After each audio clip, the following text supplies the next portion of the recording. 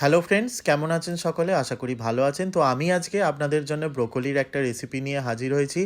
এটা আমরা হয়তো সকলেই কম বেশি বাড়িতে বানিয়ে থাকি, তবে একবার এইভাবে বানিয়ে দেখুন, আমার মনে হয় আপনাদের ভালো লাগবে।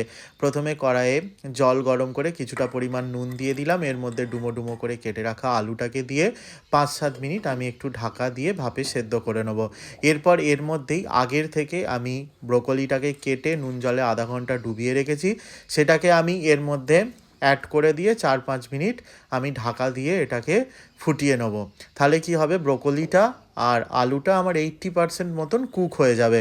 তো এরপর ঢাকনা খুলে এগুলোকে জাস্ট আমি জল ঝরিয়ে নেব, দিয়ে এরপর আমি কড়াইয়ে সরষের তেল গরম করে প্রথমে আমি যেটা করব, অল্প একটু হলুদ গুঁড়ো দিয়ে সেদ্ধ করে রাখা আলুটাকে ভালো করে নেড়েচেড়ে ভেজে নেব।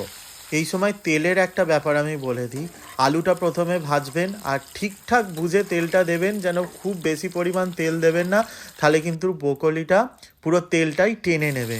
সেই জন্য সেইরাম বুঝে তেল দেবেন, যেটাতে আলুটা প্রথমে ভেজে নিয়ে তারপর ব্রোকলিটাকে আপনারা ভালো করে ভেজে নিতে পারবেন। তো আলুটাকে ভেজে উঠিয়ে নিয়ে আমি ব্রোকলিটাকেও এখানে নেড়েচেড়ে ভালো করে ভেজে উঠিয়ে নিচ্ছি। দেখুন তেলটা কিন্তু পুরোটাই ব্রোকলিটা টেনে নিয়েছে।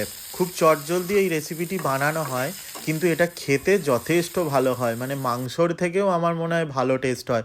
কপিটা তুলে নিয়ে তারপর কড়াইয়ে দিয়ে দিতে হবে সরষের তেল, দিয়ে আগের থেকে নুন হলুদ মাখিয়ে রাখা চিংড়ি মাছগুলোকে দিয়ে 3-4 মিনিট একটু এটাকে ভেজে নিতে হবে।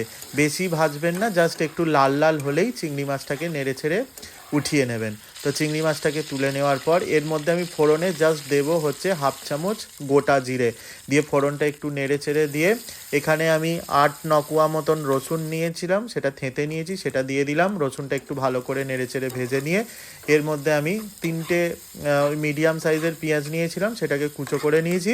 তো এটাকে দিয়ে আমি নেড়ে চেড়ে একটু ভালো করে ভেজে নেবো। পেঁয়াজটা যখন হালকা গোল্ডেন ব্রাউন কালার ধরবে, সেই সময় আমি আগের থেকে কেটে রাখা টমেটোটাকে এর মধ্যে অ্যাড করে দেবো, আর পরিমাণ মতো নুনটাকে আমি এই সময় অ্যাড করে দেবো। দিয়ে পুরো জিনিসটাকে একটু নেড়ে চেড়ে দিয়ে এটাকে আমি 4-5 মিনিটের জন্য ঢাকা দিয়ে দেবো, যাতে টমেটোটা গলে যায়। তো দেখতেই পাচ্ছেন এখানে যে পেঁয়াজটা আর টমেটোটা কিন্তু খুব ভালোভাবে গলে গেছে। টমেটোটা জাস্ট দেখুন একবার নেড়ে চেড়ে, আমি কিন্তু এই তরকারিটাতে আদা বাটা ব্যবহার করব না, আপনারা চাইলে আদা বাটা ব্যবহার করতে পারেন, তবে আদা বাটা ছাড়াই কিন্তু এটা দারুণ খেতে হয়। এরপর একে একে লঙ্কার গুঁড়ো, 1 চামচ লঙ্কার গুঁড়ো, 1/2 চামচ হলুদ গুঁড়ো, 1/2 চামচ জিরে গুঁড়ো আর 1 চামচ ধনে গুঁড়ো দিয়ে মশলাটাকে কিন্তু ভালো করে কষাতে হবে। আর মশলাটা কষার সময় অল্প অল্প জল দিয়ে মশলাটাকে ভালো করে কষিয়ে নেবেন। এরপর মশলাটার থেকে তেলটা ছাড়লে ভেজে রাখা আলুটাকে দিয়ে 4-5 মিনিট একটু ভালো করে নেড়েচেড়ে কষিয়ে নেবেন। আলুটাকে ভালো করে নেড়েচেড়ে কষিয়ে নেওয়ার পর আগের থেকে ভেজে রাখা ব্রোকলিটাকে এর মধ্যে অ্যাড করে দিয়ে আবারও পুরো জিনিসটাকে নেড়েচেড়ে 4-5 মিনিট ভালো করে কষিয়ে নেবেন। 4-5 মিনিট পুরো ভালো করে কষাতে হবে। পুরো জিনিসটাকে 4-5 মিনিট ভালো করে কষিয়ে নিয়ে এর মধ্যে দিয়ে দেবো আমি পরিমাণ মতন জল। তবে আমি এখানে যেহেতু তরকারিটা একটু মাখা মাখা করব, সেই জন্য অল্প জল দিচ্ছি, কারণ অল্প জল দিলে এটার কিন্তু টেস্টটা খুব ভালো হয়। এরপর ভেজে রাখা চিংড়ি মাছটাকে দিয়ে ভালো করে পুরো জিনিসটাকে নেড়ে ছেড়ে দিয়ে এটাকে আমি ঢাকা দিয়ে দেবো 5-7 মিনিটের জন্যে। 5-7 মিনিটের জন্য ঢাকা দিয়ে তারপরে আমি ঢাকনা খুলে এর মধ্যে দিয়ে দেবো 1/2 চামচ মতন ঘি, আর তার সাথে দিয়ে দেবো 1/2 চামচ গোটা মানে গরম মশলার গুঁড়ো, দিয়ে পুরো জিনিসটাকে ভালো করে নেড়ে ছেড়ে মিক্সড করে দিয়ে এটা গরম গরম ভাতের সাথে বলুন বা রুটির সাথে আপনারা অনায়াসে পরিবেশন করতে পারবেন।